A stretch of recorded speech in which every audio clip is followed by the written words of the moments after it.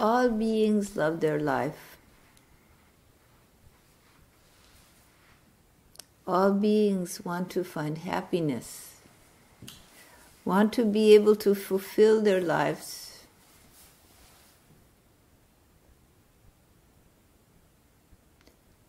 And the potential of their existence. Whether it's a butterfly, a deer,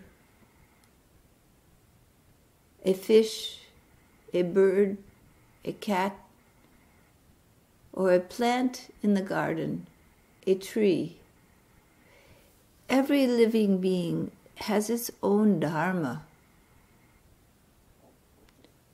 its unique mission in life to fulfill. Every living being has the potential of achieving this fulfillment of their life purpose and the happiness that accompanies that. And so life entails struggle. When the baby is born, there's a struggle to come into the world and to breathe the first breath.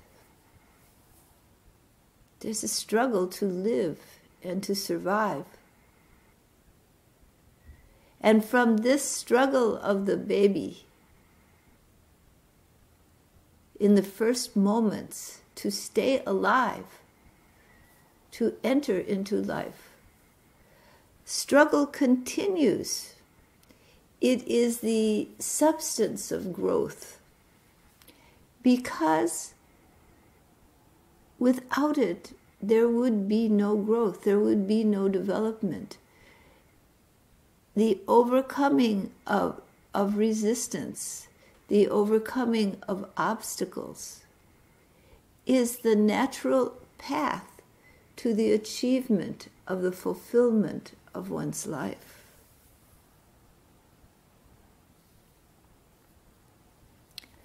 And how you address the resistance, the obstacles in your life makes a difference in your success at achieving happiness, at achieving the fulfillment of your personal Dharma in this world.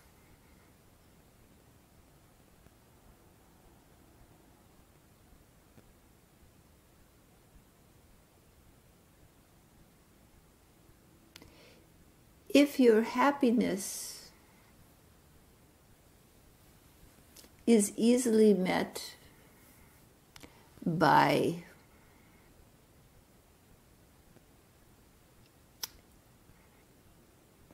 fulfilling basic desires for food, comforts,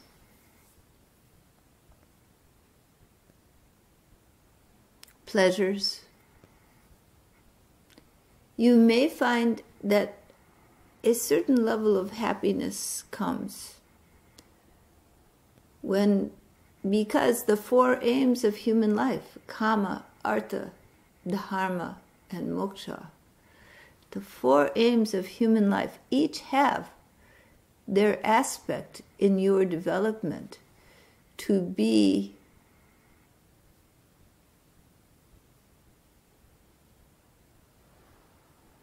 to fulfill your Dharma. So when you fulfill the pleasures of the body, you enjoy good food, comforts, partnership, and all the comforts that the bodily desires being fulfilled provides, you fulfill a certain stratum of existence. If you do not have your basic needs met, it becomes very difficult to move forward with the fulfillment of the other four aims of human life. But if you fulfill those needs, but that is all you have, then soon a restlessness develops in the mind and the heart of a person. And they feel that life is not enough. And for some people, they try to gain more and more in these basic desires of the body. And ultimately, it leads to a deeper restlessness, an internal struggle. And that internal struggle, that restlessness, leads to the fulfillment of the other aims of human life. The ability, artha, to be in the world, to be successful in the world, to achieve, to gain position and status, to gain wealth, to gain family and friends, and to be a successful person. This aim of human life for personal success, the fulfillment of that gives a great deal of happiness for a brief time. And each time another goal of that success is met, there is happiness.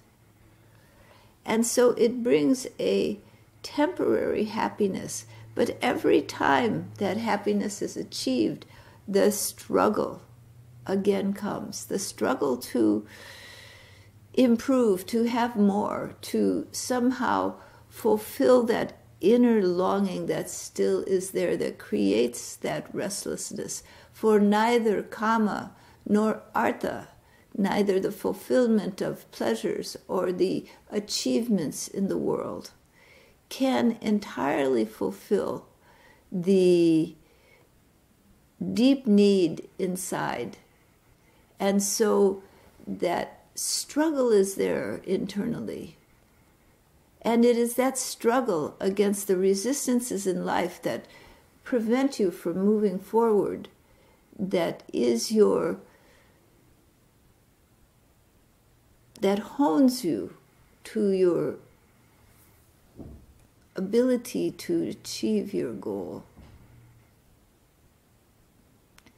So, in the struggle to find lasting happiness, happiness that is really deep and profound,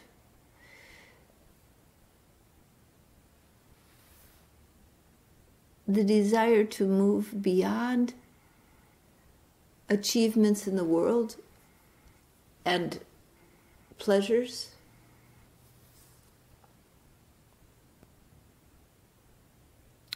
comes when the ego develops to a greater extent. For enlightened being is not a product of the weak ego. It is a product of the ego that is strengthened, developed, matured, and evolved. So when the ego self, the I feeling inside of you that lives, the person who lives in your body, achieves these fulfillments of life in the world and the comforts of life, a certain happiness is there, a certain reward that you know you have done well in life. But it is not enough. When you achieve that level of accomplishment, when your life is fulfilled, then there is a need to go further, a need to move beyond your ordinary thoughts. Your ego starts to develop a sense of maturity to see beyond yourself.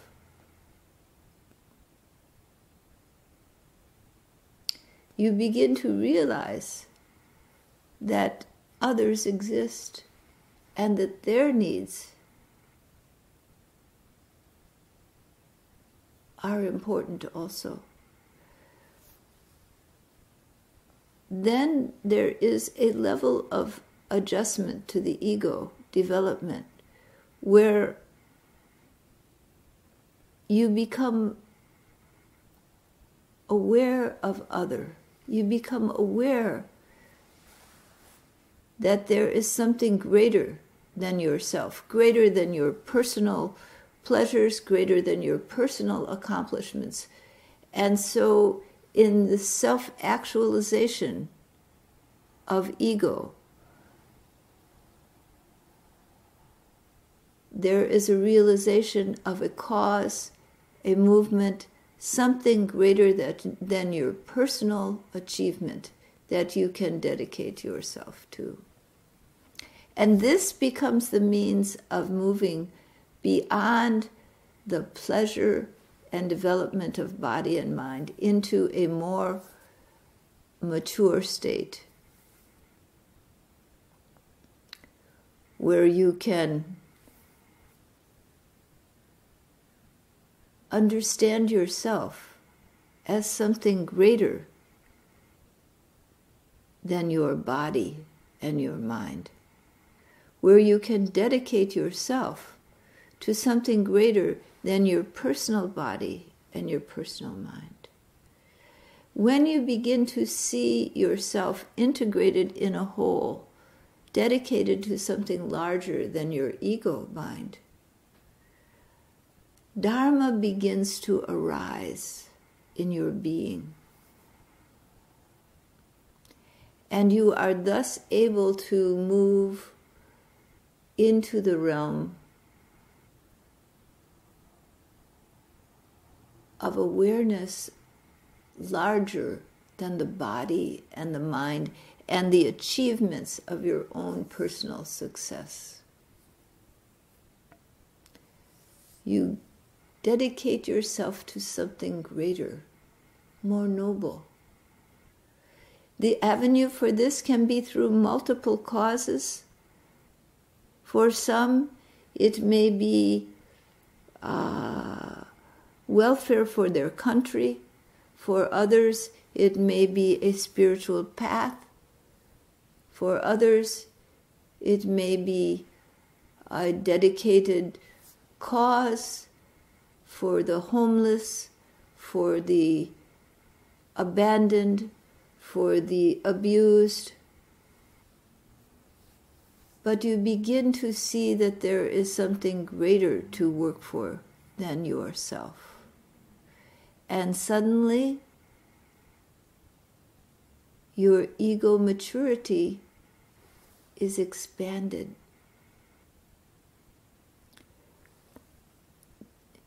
This is the path to self-actualization. And from that self-actualization comes the immersion in Dharma. For now, living for the welfare of living beings, living for the welfare of a cause greater than your own personal achievements. Your life is expanded, your understanding of self expanded. You are no longer limited to the body, mind, but something greater is there. And as mind grows in magnitude and ego matures, ego being the sense of self, that I feeling, that person you think you are, you begin to find that your definition of self and of your welfare goes beyond your individuality. It's in a greater realm. And the sentiments that accompany this are love, compassion, hope,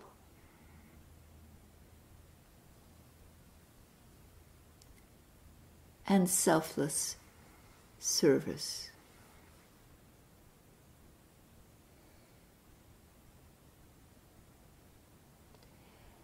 As this self-actualizing development occurs, mind continues to grow in magnitude.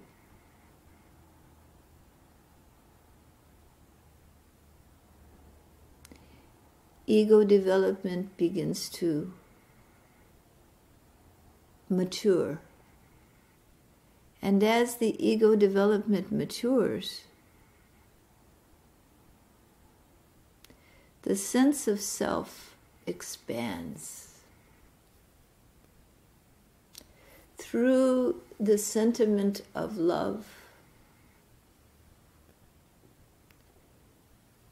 Deep knowledge arises, knowledge that there is a greater self than your body, mind, structure, and personal I feeling.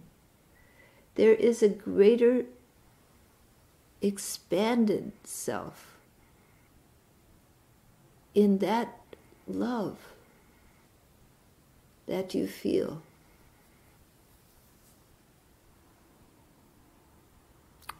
And thus, Dharma moves towards moksha and the real fulfillment of happiness in life. Because happiness isn't just the achievement of your goals and your desires. Happiness must entail more than just your goals and desires. Otherwise, that restless struggle continues to come up. The minute you achieve the happiness, something happens to make the struggle there. Because the happiness is not a lasting happiness. But when Dharma brings you to the shores of moksha, when you are moved from ego self to expanded self, you begin to see that there is something great, something profound, something far more vast than you have ever realized in your own ego development, and that you are a part of it.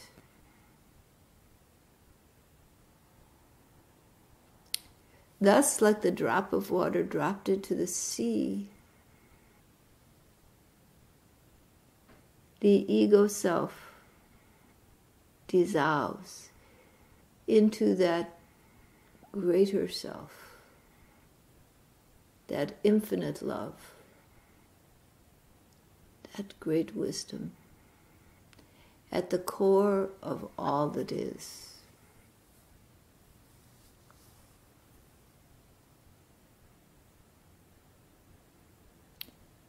When this transformation occurs, first in glimpses, and then later as a profound understanding that does not waver, truth becomes available to you to know, to see. The illusion begins to thin, and truth shines through, like the sun shining through and burning away the fog.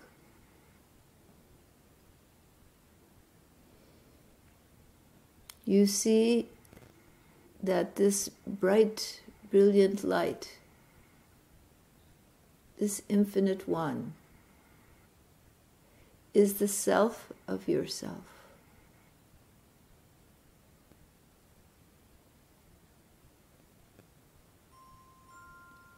the eternal source of your being. And in this knowledge of eternal source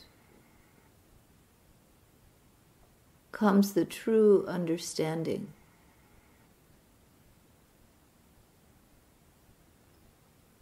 of who you are and what you are. Thus, discrimination, true discrimination, ability to know the real from the unreal, viveka, arises and stabilizes. And as this happens, vairagya, detachment from the passions of the ego, begins to occur, because the realization comes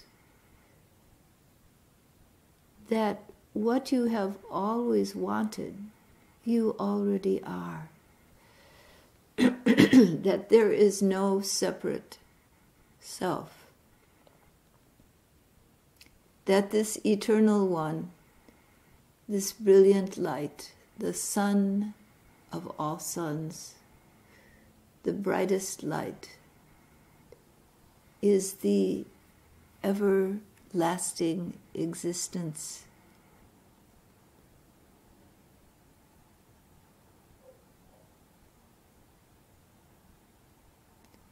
And when you come to these sacred shores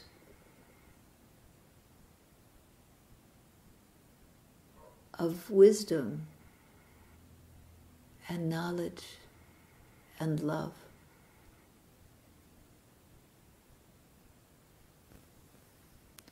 you realize that you have always been and you always will be one with that eternal divine being. For you are like the dream in the mind of the great dreamer.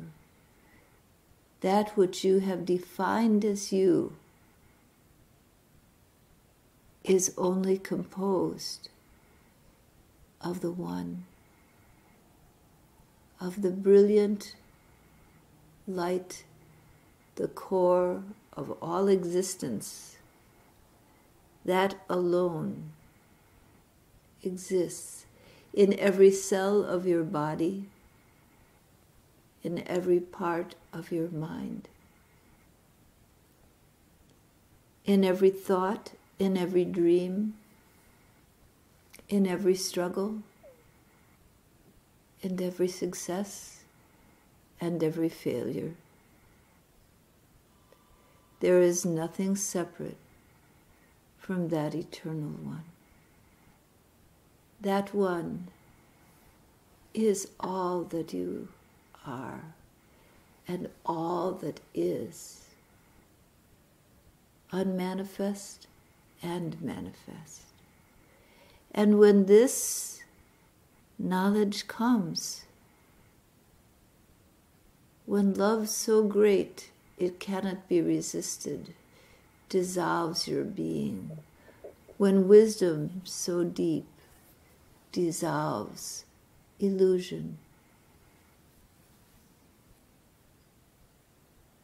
then moksha,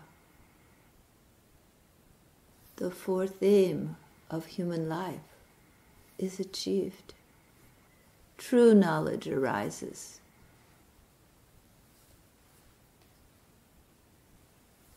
Knowledge that there is a great light, a great self,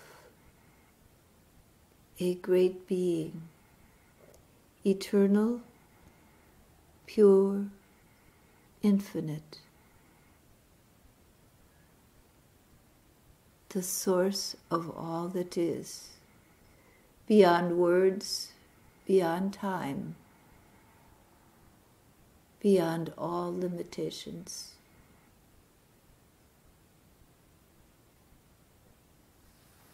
And knowing that unity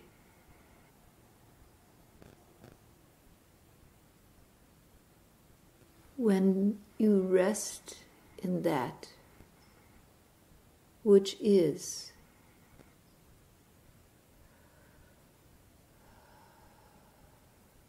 the dance of dark and light, of struggle and achievement falls away. And lasting happiness comes into view. You may ask, I have been doing meditation so many years, I have had many deep experiences, yet I struggle. Yet there is struggle. Yes.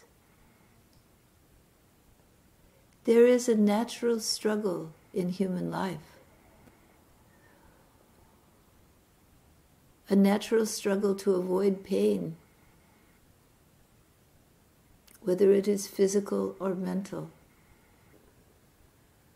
and to achieve happiness.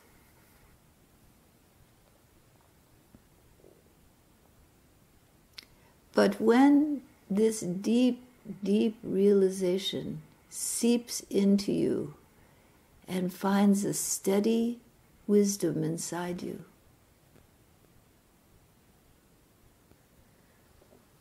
then that struggle becomes just the dance of dark and light, the flicker of sunlight through the leaves of a tree. Pain and pleasure begin to equalize. For the knowledge comes, the deep knowledge, that eternal nature is indestructible and always has been, always will be the same. And that eternal nature is you, is all of you, is composed of that. There is no duality. There is no separation.